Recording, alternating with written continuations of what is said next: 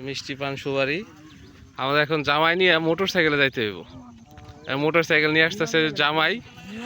এখন এটা হলো মুন্সিগঞ্জ চরের ছোটখাটো একটা বিমানই, মানে জেট বিমান। এই যে চরের যে সৌন্দর্য আসলে এটা দেখার মতো। বাংলা রূপ তুমি দেখিবে ততবার, চাইয়া থাকিবে ততবার।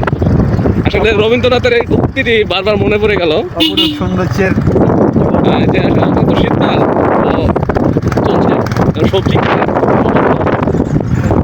আমাদের মনে হয় আরো 10 মিনিট পাশ দিয়ে আঁকা বাঁকা রোড বয়ে গেছে।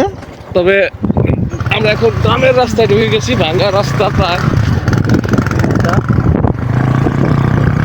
আসলে গ্রামের মধ্যে গ্রামেই, শহরের মধ্যে শহরেই। এখন আবার আমাদের যে মোটর সাইকেল এখন নামতে হবে। এখন ভাঙ্গা ব্রিজ, এখন নামে ওই পার যাইতে হবে, তারপর আবার উঠতে হবে।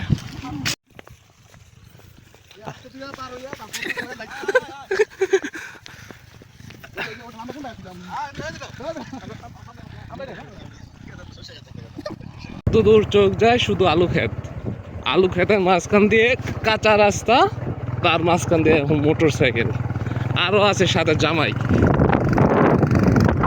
মানে এরকম বিয়ে খাওয়ার অভিজ্ঞতা খুব রেয়ার,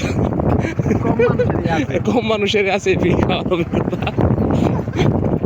তবে বর্ষার সিজনে একটু সুবিধা, নদী নৌকা দিয়ে বাড়ি পর্যন্ত যাওয়া যায়। এখন তো শীতকাল, শুকনা সিজন। ওই যে সামনে আরো 5-6টা মোটর সাইকেল আছে, যাচ্ছে।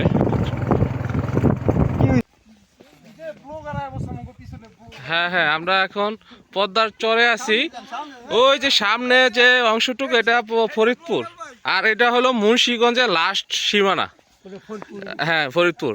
আমরা এখন এই যে এই বাড়িতে আমরা যাব।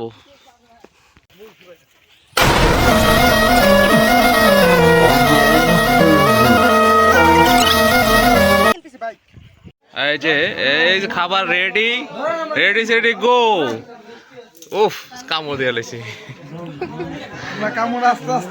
আর জামাই তো রুমাল কান্দলে শেষ। 3 মাস অনাহারে থাকার পর খাবার জুটেছে মাত্র কয়েক ঘন্টা হলো, এখনো ধকল কাটিয়ে ওঠার সময়।